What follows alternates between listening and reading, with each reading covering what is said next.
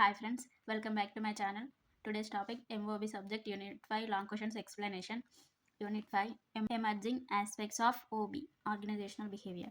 First question, what are emerging aspects of organizational behavior?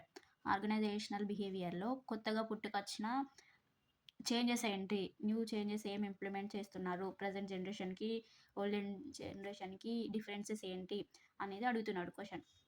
First point, distribution of power. Distribution of power అంటే ఇప్పుడు అంతకుముందు ఎలా అంటే only boss అంటే ఇట్లా ఎవరైతే మేనేజర్ ఉన్నారో వాళ్ళు చెప్పిందే వర్కర్స్ వినాలి, వాళ్ళ డెసిషనే ఫైనల్ అని చెప్పేవాళ్ళు. ఇప్పుడు ఎలా అంటే కొంచెం ఫ్రీడమ్ ఇస్తున్నారు. వర్కర్స్ కానీ ఎంప్లాయీస్ కానీ వాళ్ళు కూడా డెసిషన్ తీసుకోవచ్చు అని వాళ్ళకి కూడా కొంచెం వాల్యూ ఇస్తున్నారు అన్నట్టు. అదే చెప్తున్నాడు. Organisations are shifting from centralised authority to decentralised decision making, empowering employees at all levels. అంటే అందరికీ ఈక్వల్ ఆపర్చునిటీస్ ఇవ్వడానికి ట్రై చేస్తున్నాయి. ఇక్కడ సెంట్రలైజ్డ్ అంటే ఓన్లీ సింగిల్ అథారిటీ నుండి డీసెంట్రలైజ్డ్ అంటే ఒక్కళ్ళు డెసిషన్ తీసుకునే దగ్గర నుండి మల్టిపుల్ పీపుల్ డెసిషన్ తీసుకునేలాగా ఛాన్స్ ఇస్తున్నారు అని ఇక్కడ. Self discipline. Modern work places encourage employees to regulate their own behaviour and work independently, reducing strict manager control.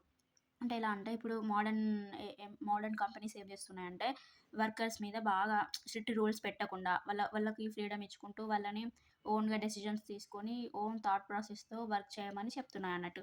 అది సెల్ఫ్ డిసిప్లిన్ కిందకి వస్తుంది. Globalisation. Business expand world wide to access new markets, cut cost and adapt new technologies, reshaping operations and integration with other countries. అంటే globalisation అంటే only state లెవెల్లో కాకుండా, central లెవెల్లో కాకుండా, national లెవెల్లో కూడా కంపెనీస్ని ఇంప్లిమెంట్ చేయడం అన్నట్టు.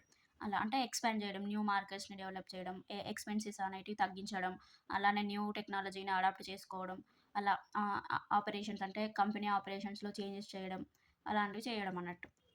Intrinsic motivation. Employees are motivated by internal satisfaction rather than external rewards, driving performance through personal fulfillment.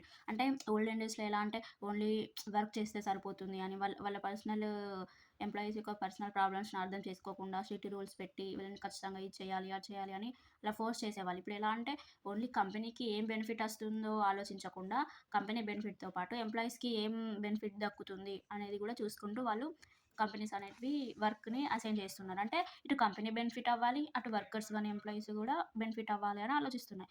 అది new emerging aspect in OB. Balanced focus.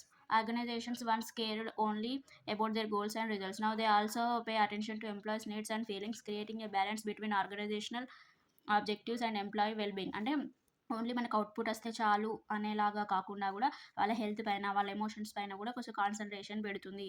Only మనకు మంచి జరిగితే సరిపోదు, వాళ్ళకు కూడా మంచి జరగాలి, వాళ్ళు కూడా కంఫర్ట్గా ఫీల్ అవ్వాలి అని కంపెనీస్ థింక్ చేస్తున్నాయంట. Leadership and team support. అప్పుడు ఎలా అంటే ఓన్లీ లీడర్స్ చెప్పింది వినాలి అట్లా ఇట్లా అని ఉండేవాళ్ళు. కానీ ఇప్పుడు ఎలా అంటే అప్పుడు వాళ్ళు లీడర్షిప్ అనేది ఒక పవర్ లాగా యూజ్ చేసుకునేవాళ్ళు. ఇప్పుడు లీడర్స్ ఏమిటంటే ఎంప్లాయీస్కి తెలియకపోతే వాళ్ళకి తెలియని వాళ్ళకి ఎక్స్ప్లెయిన్ చేస్తూ, వాళ్ళని ట్రైన్ చేస్తూ, ఫ్రెండ్లీగా వాళ్ళతో వర్క్ చేపిస్తున్నారు. ఇప్పుడు కొంచెం మారింది అన్నట్టు సిస్టమ్. అదే చెప్తున్నా, leadership and team support. Traditional bosses used power and expected obedience. Modern leaders support teams, share power and help employees grow. వాళ్ళ పర్సనల్ లైఫ్లో గ్రో అవ్వడానికి కొంచెం హెల్ప్ చేస్తున్నారు లీడర్స్ అని చెప్తున్నాడు. Second question, explain about stress and stress management. Stress అంటే ఏంటి, stress management అనేది ఎలా చేయాలి అనేది అడుగుతున్నాడు question. Stress is the physical or mental tension you feel when you have to deal with something tough in your environment. అంటే మన చుట్టుపక్కల ఏదైతే టఫ్ సిచ్యువేషన్ మనకు ఎదురవుతుందో ఆ టఫ్ సిచ్యువేషన్ని మనం ఎదుర్కొనే సమయంలో ఫీల్ అయ్యే ఒక నార్మల్ ఒక ఫీలింగ్ని స్ట్రెస్ అని చెప్తాం మనం. అది ఫిజికల్గా కనబడుతుంది మనకి, మెంటల్గా మన హెల్త్ని, మన మైండ్ని డిస్టర్బ్ చేస్తుంది, మన ఫిజికల్ ఫిట్నెస్ని కూడా డిస్టర్బ్ చేస్తుంది. దాన్ని స్ట్రెస్ అంటారు. స్ట్రెస్ మేనేజ్మెంట్ అంటే managing stress means learning ways to control or reduce that tension. అంటే ఆ టెన్షన్ని కానీ ఆ స్ట్రెస్ని కానీ కంట్రోల్ చేయడానికి, రెడ్యూస్ చేయడానికి, తగ్గించుకోవడానికి చేసేదాన్ని స్ట్రెస్ మేనేజ్మెంట్ అంటారు. అంటే అది మొత్తం పోదు అన్నట్టు. స్ట్రెస్ మేనేజ్మెంట్ అంటే మొత్తం రిమూవ్ చేయడం, అది మొత్తం తగ్గదు, ఎంత కొంత ఉంటుంది, కానీ కొంచెమైనా మనం కంట్రోల్ చేయడాన్నే స్ట్రెస్ మేనేజ్మెంట్ అంటుంది. Causes of stress. Organisational stressors, work related. ఇందులో 4 ఉంటాయి అన్నట్టు. Policies. A company role that clashes with an employees expectations can create pressure. అంటే కంపెనీలో కొత్త కొత్త రూల్స్, ఫార్మాలిటీస్, రెగ్యులేషన్స్ ఉంటాయి కాబట్టి అవి వర్కర్స్‌కి గాని, ఎంప్లాయీస్‌కి గాని స్ట్రెస్ క్రియేట్ చేస్తాయని చెప్తున్నాడు. Processes complicated or unclear procedures make work harder. అంటే వాళ్ళకి తెలవని వర్క్ ఇవ్వడం గానీ, అన్నోన్ వర్క్స్ గానీ, ఆ స్కిల్స్ వాళ్ళకి లేకపోయినా వాళ్ళకి అలాంటి వర్క్ అసైన్ చేయడం గానీ, అలా చేసినప్పుడు స్ట్రెస్‌కి క్రియేట్ అవుతదంట. Structure too many management layers can cause confusion about roles. అంటే మేనేజ్మెంట్ లేయర్స్ అంటే ఒక్కొక్కరొచ్చి ఒక్కొక్క మేనేజరొచ్చి ఒక్కొక్క ఆర్డర్ ఇవ్వడం అలా. Working conditions bad environment like noise or poor lighting adds strain. అంటే అంటే ఇట్లా డిస్టర్బెన్స్ కలిగించడం గానీ, లైటింగ్ కరెక్ట్ లేకపోవడం వర్క్ కండిషన్స్‌లో అలా. Second one personal stresses job related. Every job has some stress. The level varies with the nature of work. Uncertainty not knowing what will happen in the future can cause stress. Uncertainty అంటే సర్టెన్‌గా లేకపోవడం అంటే ఇదే జరుగుతుంది అని మనకు ముందే తెలవకపోవడం. ఫ్యూచర్‌లో ఏమైతది అనేది మనకి క్లారిటీ లేకపోవడం అన్నట్టు.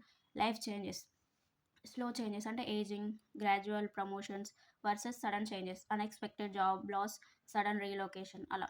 అంటే కొన్ని చేంజెస్ వల్ల గూడా మనకి స్ట్రెస్ అనేది కాజ్ అవుతది అని చెప్తున్నారు. Group stresses lack of group membership. Humans need social groups to feel supported. అంటే ఇప్పుడు ఫ్రెండ్స్ లేకపోతే మనం లోన్‌లీనెస్ ఫీల్ అయితుంది గదా! అలా ల్యాక్ ఆఫ్ గ్రూప్ మెంబర్‌షిప్ అనేది గూడా గ్రూప్ స్ట్రెసెస్‌కి రీజన్ అవుతది. Group conflicts, disagreements in a team create tension. అంటే ఇప్పుడు గ్రూప్ మెంబర్స్ ఉంటారు గదా! వాళ్ళ మధ్యలో ఏదో ఒక గొడవ జరగడం అలాంటిది. Environmental stressors, external conditions that effect well being. అంటే బయట కారణాల వల్ల గూడా మనం స్ట్రెస్ ఫీల్ అవుతాం. అవేంటి ఎకనామిక్ కండిషన్స్ అంటే ప్రైసెస్ రైజ్ అవ్వడం వల్ల మనకి హార్డ్ అనిపిస్తది. ఫైనాన్సెస్ మెయింటైన్ చేయడం అలా. Rising prices make it hard to manage finances. Political conditions unstable governance can create insecurity. అంటే గవర్నమెంట్ ప్రాబ్లమ్స్ కొన్ని ఉండడం, అది గవర్నమెంట్ అనేది ఎప్పుడు మారుతూ అలా ఉండడం వల్ల గూడా మనకి ఇన్‌సెక్యూరిటీ ఫీలింగ్ వస్తది. Family conditions, family issues directly impact stress level. ఫ్యామిలీలో ఏ ఇష్యూస్ ఉన్నా గూడా మనకి స్ట్రెస్ అనేది కాజ్ అవుతది. అలా. Job related stresses, work specific pressures, poorly defined role, unclear job expectations, confuse employees. Value differences, mismatch between personal ethics and workplace practices. అంటే మన జాబ్‌లో మనం చేస్తున్న పనిలో ఏదైనా అంటే మనం ఎక్స్‌పెక్ట్ చేసినంత అవుట్‌పుట్ రాకపోవడం గానీ అలా ఉంటాయన్నట్టు. Third question what is organisational development state its futures. Organisational development అంటే ఏంటి? దాని ఫ్యూచర్స్ ఏంటి? Organisational development is a planned long term effect to improve an organisation's performance and employee well being by using behavioural science techniques. ఇక్కడ ఏమంటున్నాడంటే organisation development అనేది ఒక plan చేయడంతో ఒక లాంగ్ టర్మ్ ఎఫర్ట్ అన్నట్టు. ఏంటంటే మేనేజ్మెంట్ ఆర్గనైజేషన్‌ని ఇంప్రూవ్ చేయడం కోసం ఎంప్లాయీస్ గానీ, మేనేజ్మెంట్ గానీ వీళ్ళందరూ వాళ్ళ బిహేవియర్‌లో చేంజెస్ తెచ్చుకొని, అలానే new strategies, new methods implement చేసి, న్యూ సైన్స్ వాడి, న్యూ టెక్నిక్స్ యూజ్ చేసి ఆర్గనైజేషన్‌ని డెవలప్ చేయడాన్నే ఆర్గనైజేషనల్ డెవలప్‌మెంట్ అంటారంట.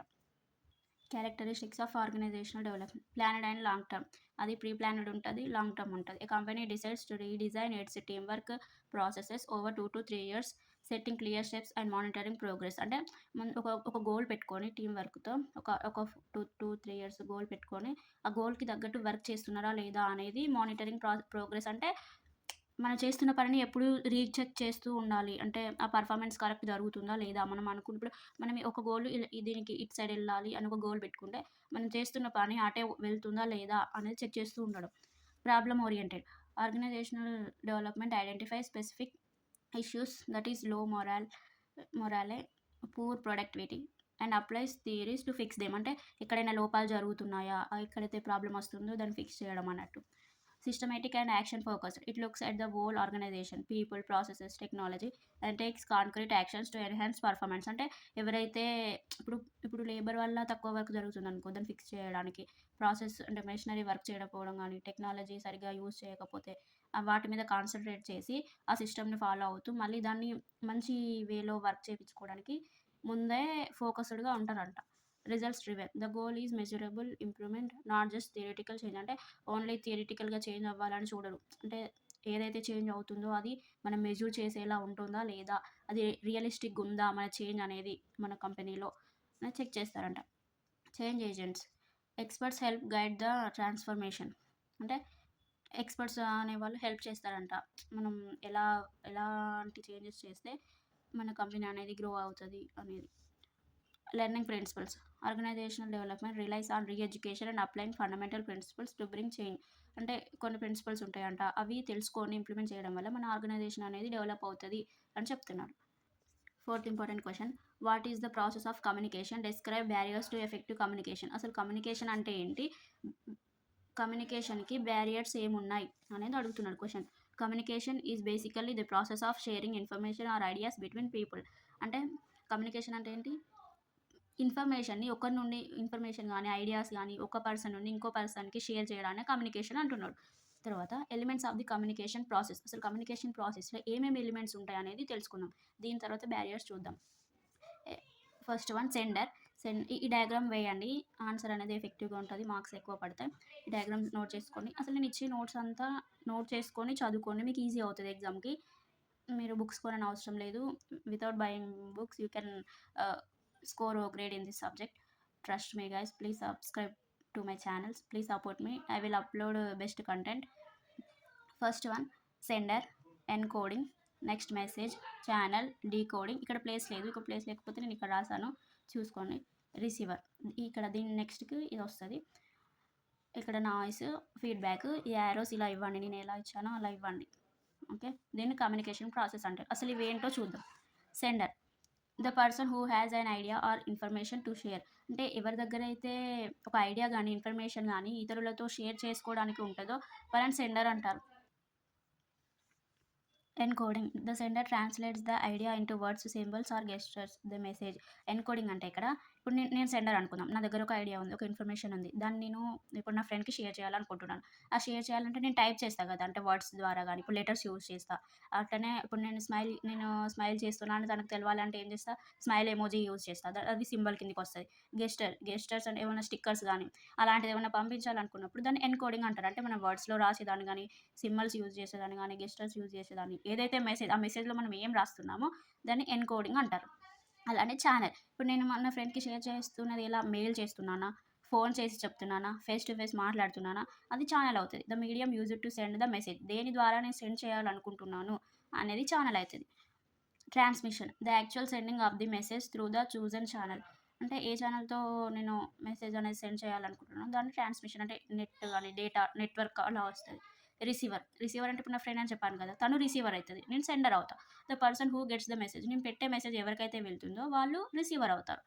అలా decoding, the receiver interprets the message to understand it's meaning. అంటే డీకోడింగ్ అంటే ఇప్పుడు డీకోడ్ చేస్తే ఇప్పుడు మన బార్ కోడ్ ఉంటుంది, దాన్ని డీకోడ్ చేస్తేనే దాని లోపల ఏముందో మనకు అర్థమవుతుంది, దాని లెటర్స్ మనం రీడ్ చేయాలి.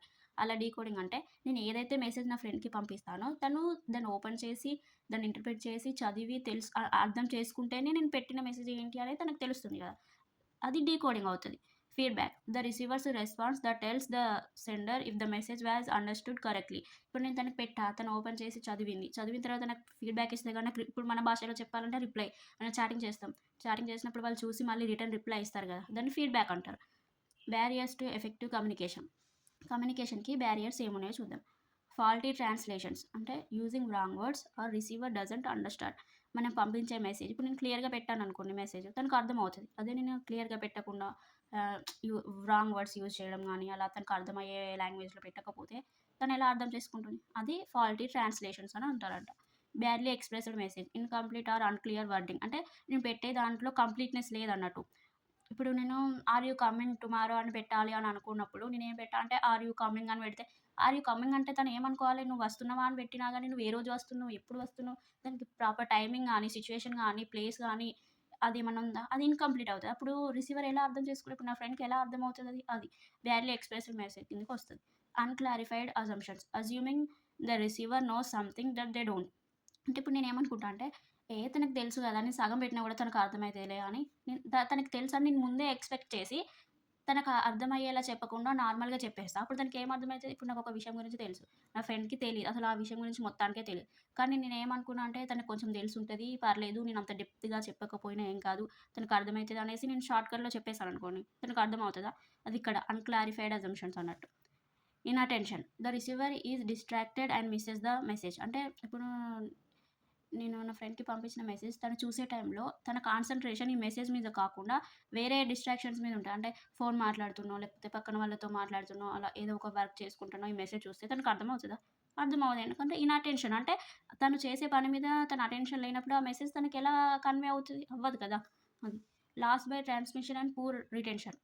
Message gets altered or forgotten as it passes through many people. ఇప్పుడు ఒకళ్ళ నుండి ఒకళ్ళకి, ఒకళ్ళ నుండి ఒకళ్ళకి అలా అలా పాస్ చేసిన కొద్దీ, అలా ఫార్వర్డ్ అయిన కొద్దీ దానిలో ఉన్న మెసేజ్ అనేది క్లారిటీ ఉండదంట. Distrust distrust of communicator. If the person delivering the message is seen as unreliable, people stop believing what they say. ఇప్పుడు నేను చెప్పాలనుకున్న విషయం నా ఫ్రెండ్‌కి నమ్మదగినదిగా లేకపోతే తను వింటదా? వినది. ఎందుకంటే ఇది ఎప్పుడు ఇట్లనే చెప్తది, ఇది చెప్తే నమ్మద్దు అని అనుకుంటది. అట్లనే మనం ఇప్పుడు నేను సెండర్‌ని, రిసీవర్ వేరే వాళ్ళుంటే నా మాటలు వాళ్ళకి రిలయబుల్ అంటే అన్‌రిలయబుల్. అన్‌రిలయబుల్ అంటే నమ్మస నమ్మశక్యంగా లేవు అని వాళ్ళు ఫీల్ అయినప్పుడు నేను చెప్పేది వాళ్ళు వినరన్నట్టు. అలా. అది డిస్ట్రస్ట్ ఆఫ్ కమ్యూనికేటర్ అని అవుతది. Failure to communicate. The sender assumes the receiver already knows the information or is lazy to explain properly, so the actual message never reaches the receiver. అంటే ఫెయిల్యూర్ టు కమ్యూనికేట్ అంటే ఇప్పుడు నేనే కదా communicate చేసేది. నేను sender అని చెప్పాను కదా! నేను సెండర్ అయినప్పుడు నాకు లేజినెస్ ఉందనుకోండి. నాకు లేజినెస్ ఉంటే నేనేం చేస్తా, నేను చెప్పాలనుకున్నది క్లారిటీగా చెప్పా. మీద చెప్పి వదిలేస్తా. అది ఇప్పుడు నా ఫాల్ట్ వల్ల రిసీవర్‌కి ఏమవుతది, మెసేజ్ అనేది ప్రాపర్‌గా రీచ్ అవ్వదు. అప్పుడు వాళ్ళు ఎలా తెలుసుకుంటారు రిసీవర్? అక్కడ ఇదొక బ్యారియర్ అవుతదన్నట్టు. ఫెయిల్యూర్ టు కమ్యూనికేట్ అంటే సెండర్స్ యొక్క మిస్టేక్ అన్నట్టు ఇక్కడ. అది. So, thank you friends. This is about the video. Please subscribe to my channel, like, share and comment in the comment section. From up to today, MOB subject completed. Comment in the comment section what subject should I teach you. Okay friends, thank you.